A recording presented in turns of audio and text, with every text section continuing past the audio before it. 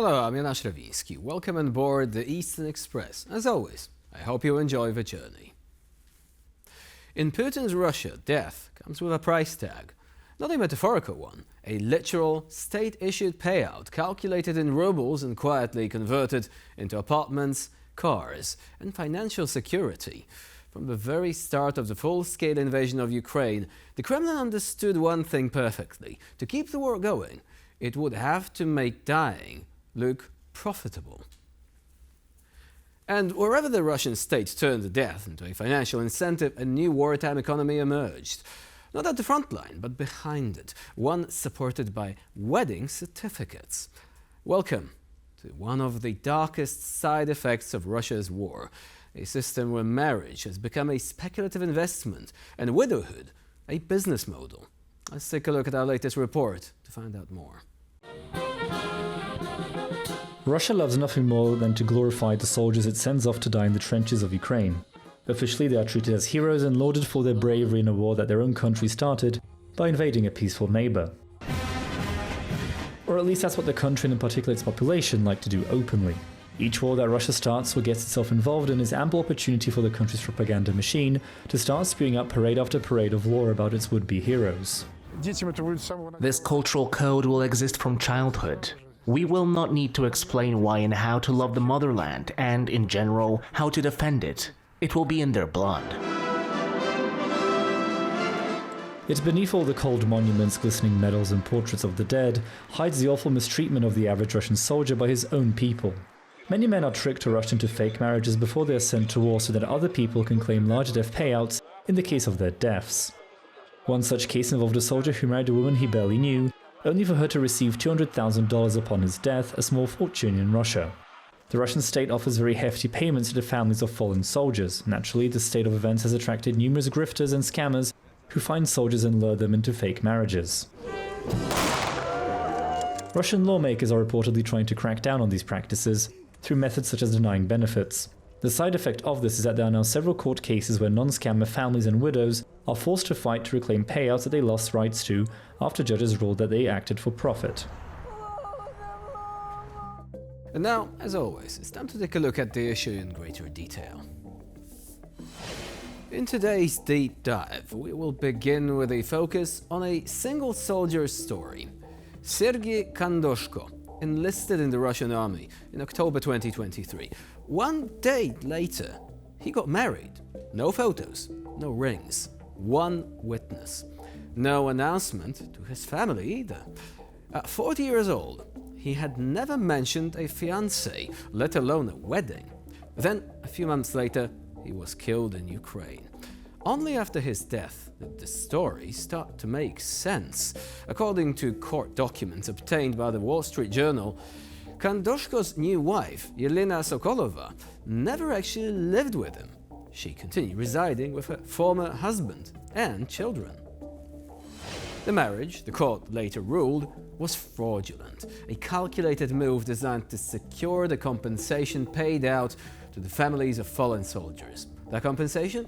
Around $200,000, roughly 20 times the average annual salary in Russia. The widow of this short-lived marriage was fined 3,000 rubles, about $37. To put it in perspective, the punishment for attempting to profit from a soldier's death was less than the price of a dinner for two in Moscow. This case is a symptom. Across Russia, women who deliberately seek out soldiers for short-term marriages have earned a nickname: Black Widows.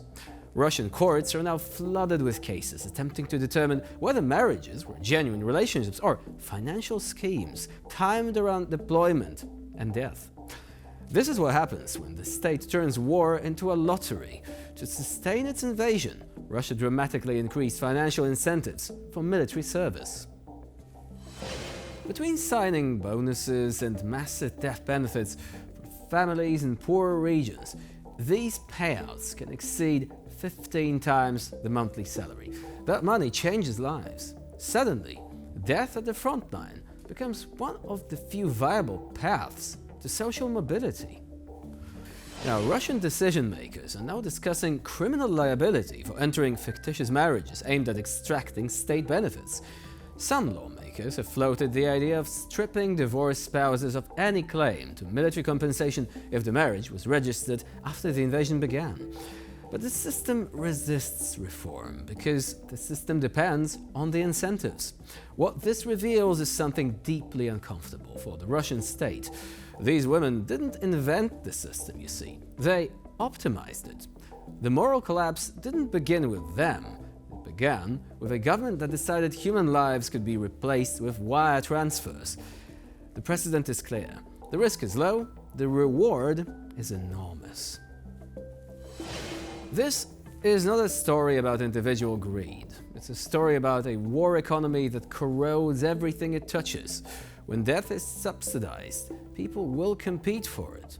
Russia's invasion of Ukraine has created many black markets. Some trade in weapons, some in fuel, and some, quietly, trade in marriages, betting on the odds that the state itself has published. And now here to shed more light on this story is Mark McNamee, co-founder of Ukraine Business News Network. Hello and welcome to TVP World. Thanks for having me. Mark McNamee joining us from Kiev, where another blackout is actually underway. Am I right?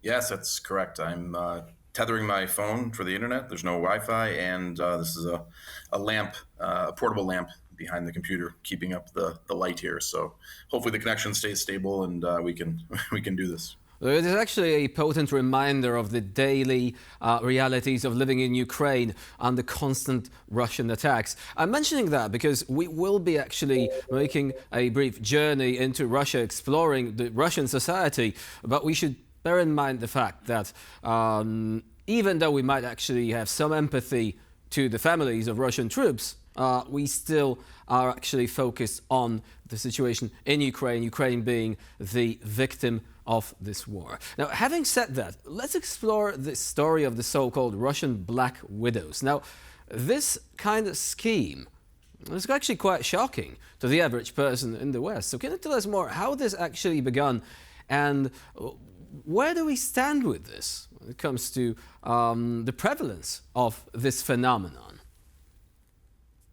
Right. Well, it's hard to know the prevalence. And to be fair, not a lot of Black widows will come out and say that's what they're doing this for.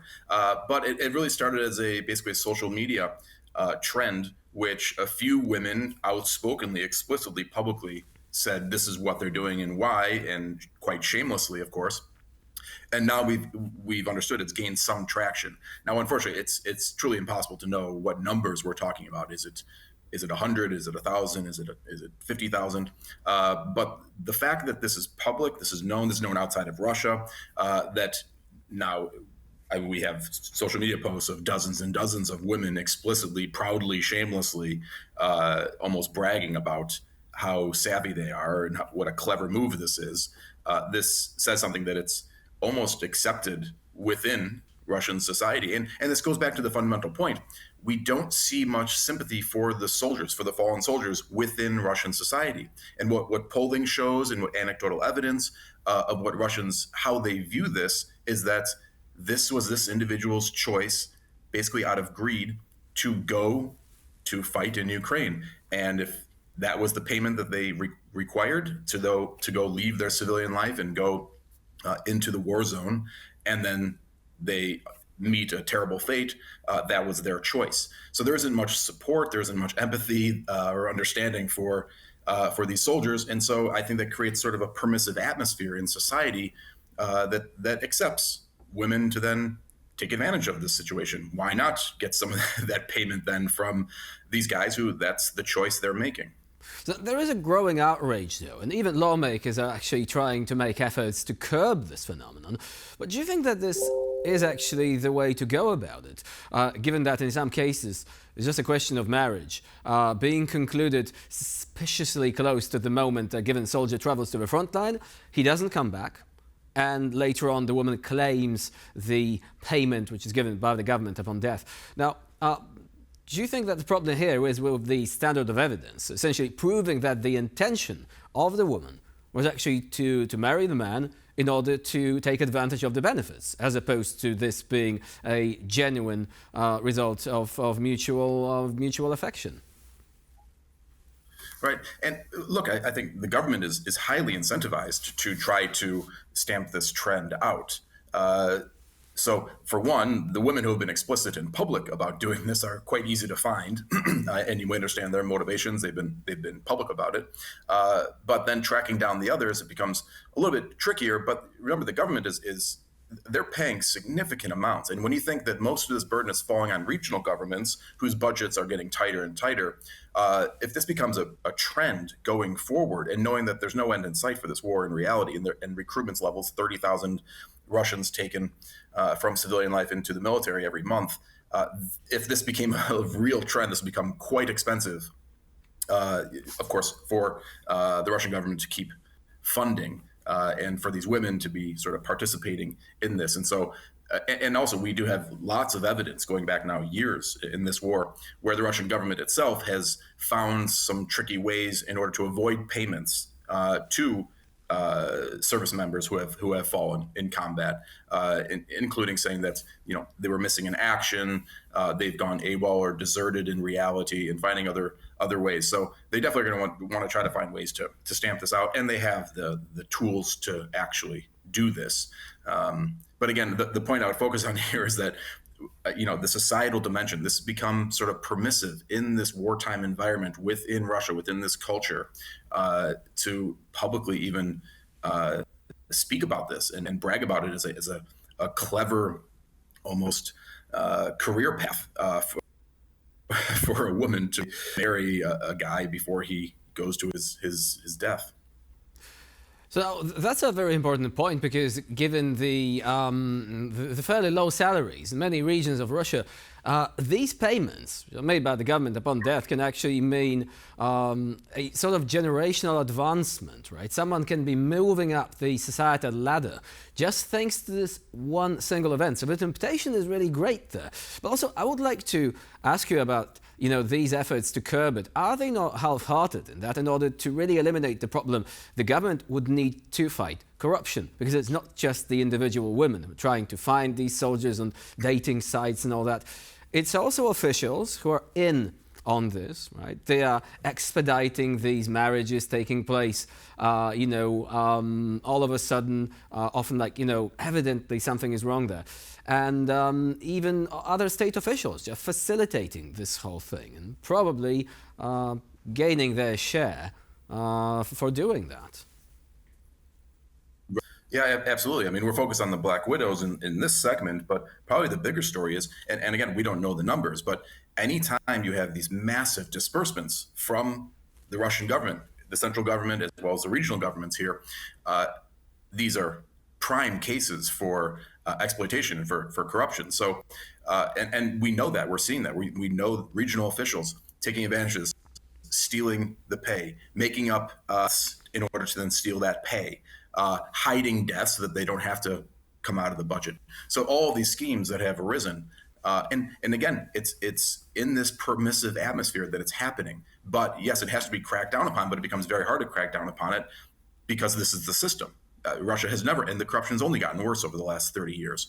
Russia's never really corruption because the system functions. So this is another bitter pill that they'll have to swallow.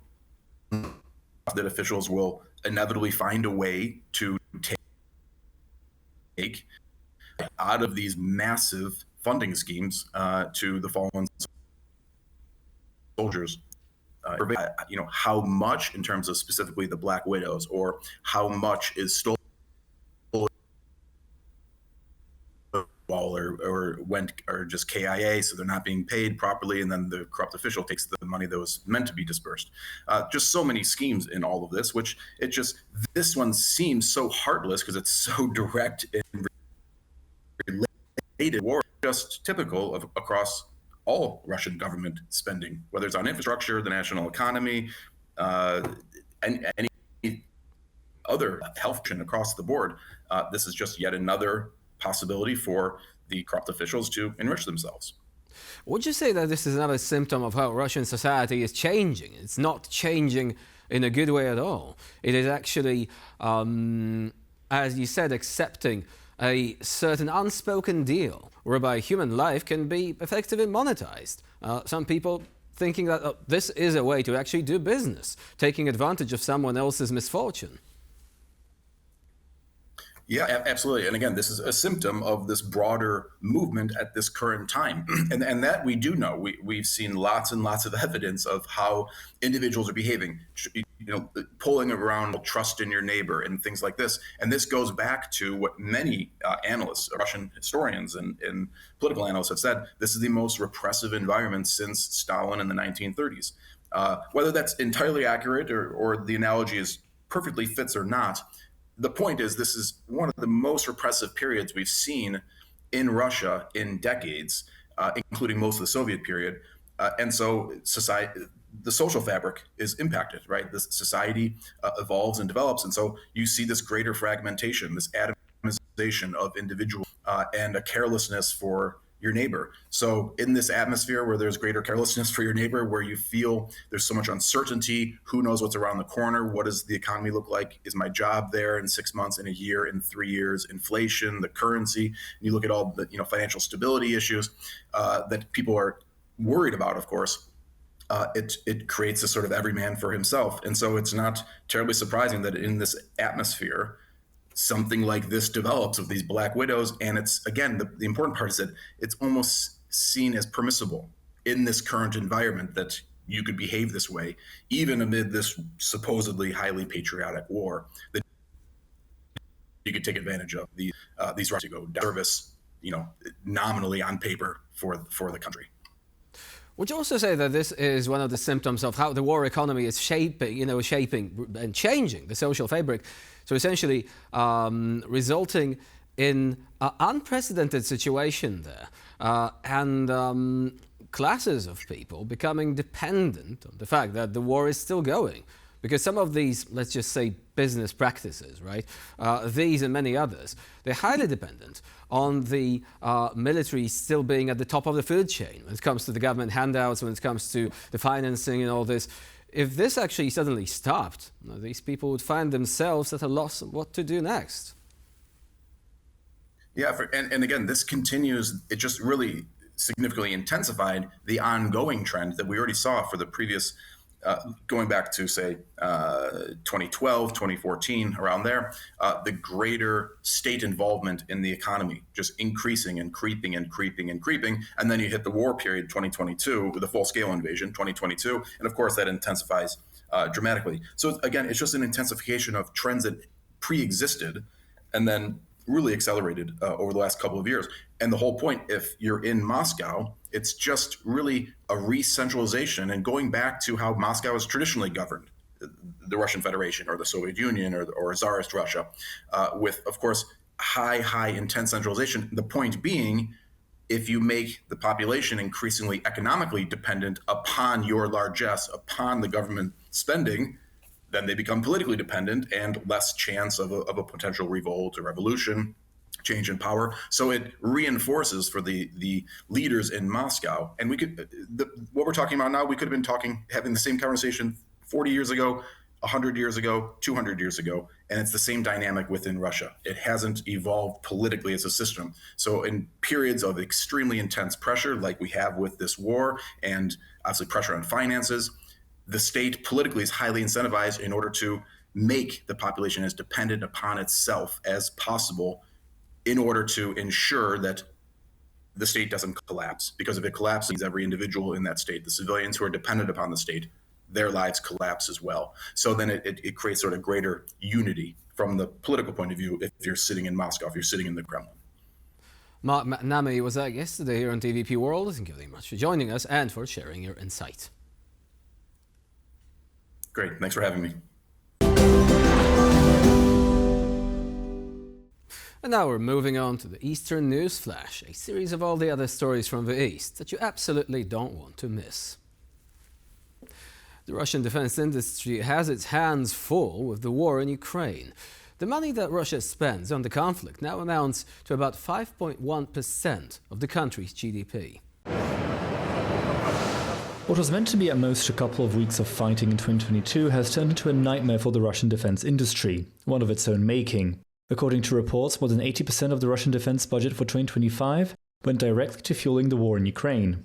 Meanwhile, military spending that doesn't concern the war has suffered a dramatic decrease compared to other years, although there are still some major military projects like nuclear submarines that are still being worked on despite this immense financial pressure. This admission concerning the defense budget by Russian authorities is unusually transparent, as often Moscow does not like to admit how taxing the conflict has become for the country's economy.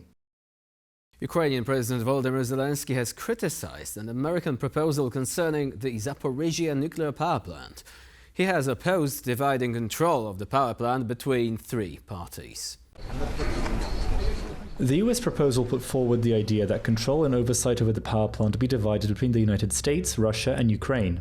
Kiev is unhappy with this idea, however, and Zelensky has called the proposal, quote, unfair.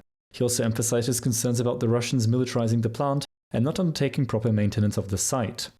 Restoring the plant to its full and secure operations would be a massive financial investment. The Zaporizhzhia nuclear power plant has been under the control of Russia since the early months of the war in 2022. Nonetheless, the Ukrainian side has maintained strong interest in the power plant and has been constantly warning its partners about the dangers of Russia keeping the site in its hands. The power plant has been the subject of controversy throughout the war. Ordinary Russians are starting to feel the bite of the state of their country's economy. They are expected to have to cut New Year's spending this year. Recent reports show that many Russians intend to significantly reduce their spending over the New Year holidays due to the rising costs of living. Latest surveys indicate that this year's planned spending could be only about half of what Russians had planned to spend in 2024. The main reasons pushing consumers to save money are inflation and high prices of food, utilities, and even clothing. Interest in trips abroad has also dropped, and not only because of visa restrictions for Russian citizens, many simply can't afford to go to another country on vacation. Many Russians are also choosing to forgo any sort of luxury items and are opting for cheaper alternatives to alleviate their budgets. This spending trend reflects the wider economic pressure that has been affecting ordinary Russian households. And for this episode of Eastern Express, it's the end of the line. Please stay with us here on TVP World for more latest news and updates.